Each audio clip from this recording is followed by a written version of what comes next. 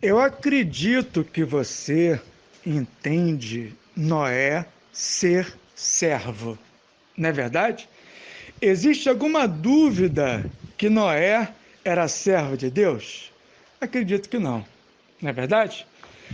Luiz, será que isso é o modus operandi do céu?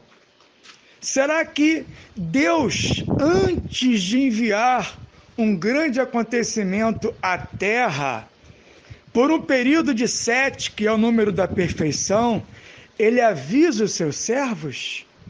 Será que isso tem acontecido e nós nunca paramos para avaliar que isso é uma maneira de Deus agir? Será? Eu vou lhe mostrar o quanto que isso é bíblico, é verdadeiro. Vamos andar na linha do tempo e vamos conhecer mais um servo de Deus. Meus irmãos, isso tem acontecido de Gênesis a Apocalipse.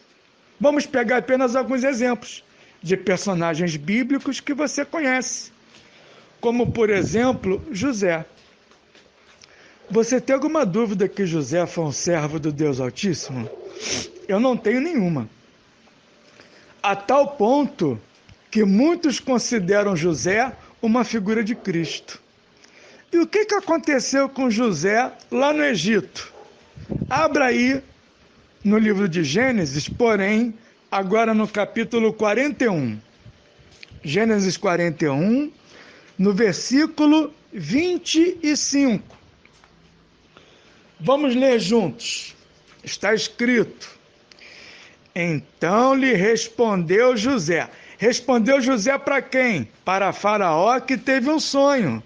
Luiz, onde que está o sonho de Faraó? Gênesis 41, a partir do versículo 15. Vamos ler só o início, depois você lê o sonho todo, tá? Então, Gênesis 41, 15, está escrito: Este lhe disse, Faraó vira para José e conta o sonho. Tive um sonho, José, e não há quem o interprete. Ouvi dizer, porém, a teu respeito, José, que tu és um servo de Deus. Tu serve ao Deus Altíssimo.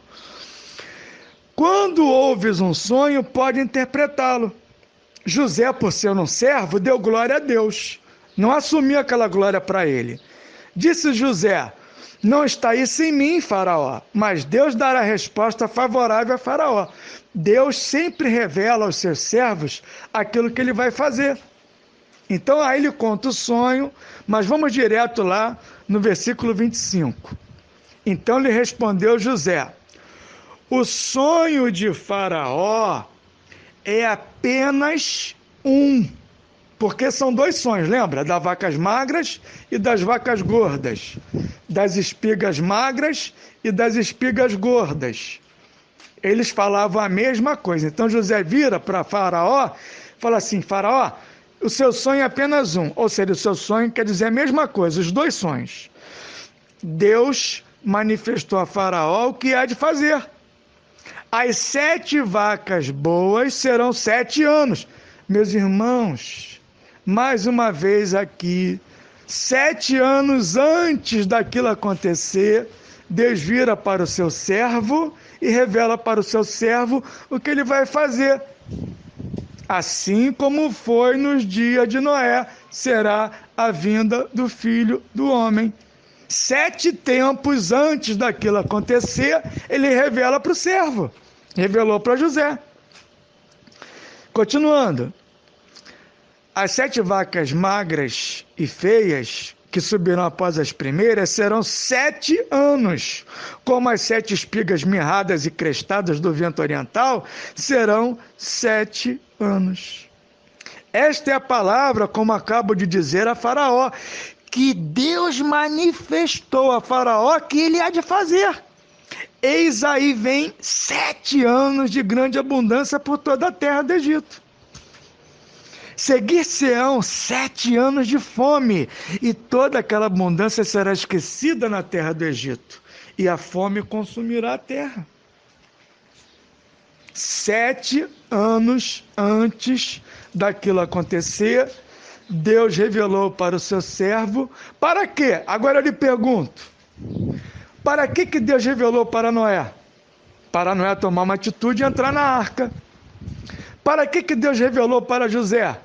Para José tomar uma atitude e orientar Faraó o que ele deveria fazer, para que o Egito não sofresse com aquela fome e pudesse ser um instrumento para alimentar toda a terra. Luiz, isso é uma coincidência. Ah, é? É uma coincidência, é?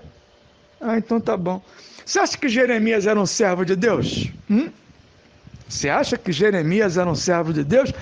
Eu tenho a mais absoluta certeza.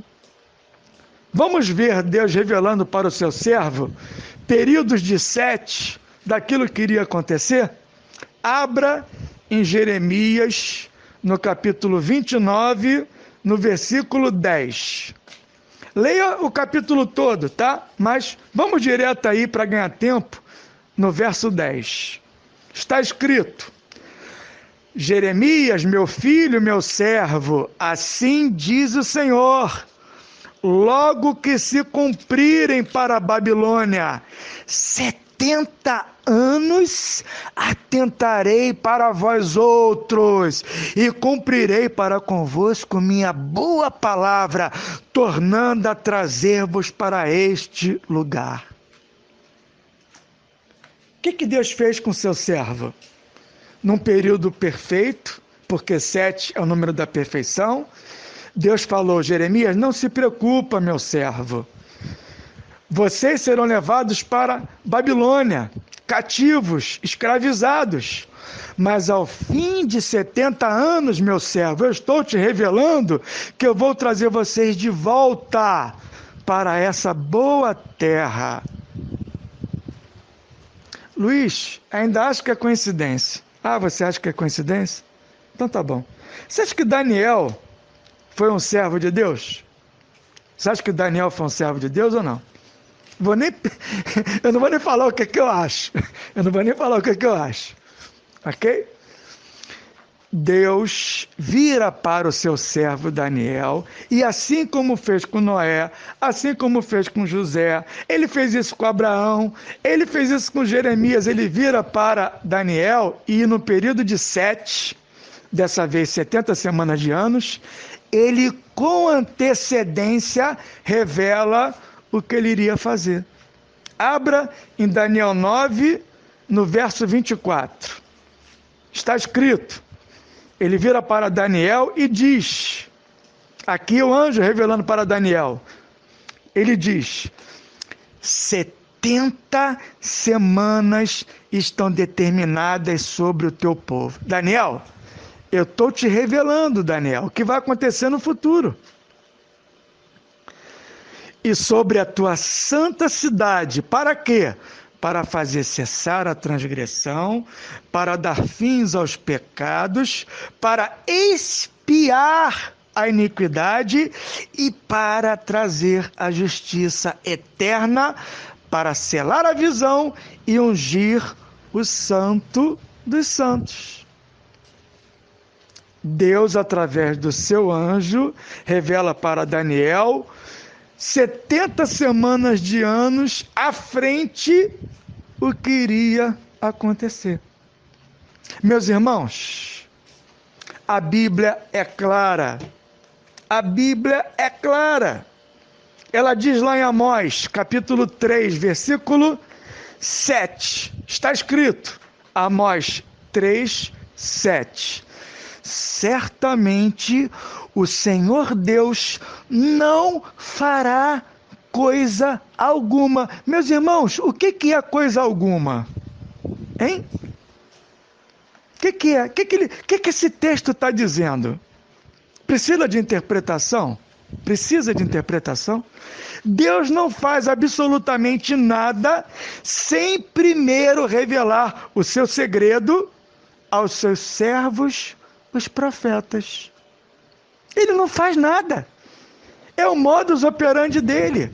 Ele prepara-nos para aquilo que está por vir. Luiz, será que o próprio Cristo fez isso?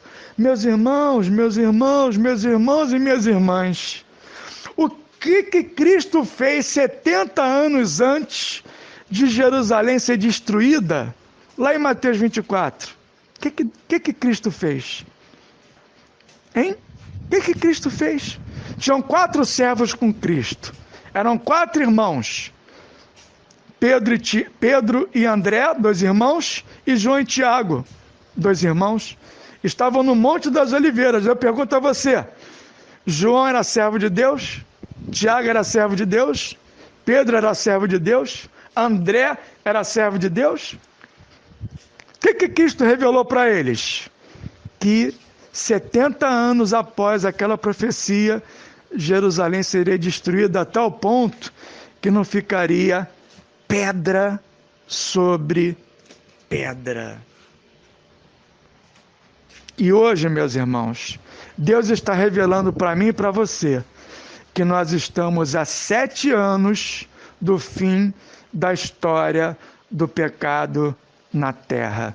Luiz, o que Deus espera de mim ao me revelar isso? Ele espera que você desperte. Esse é o grito de Mateus 25.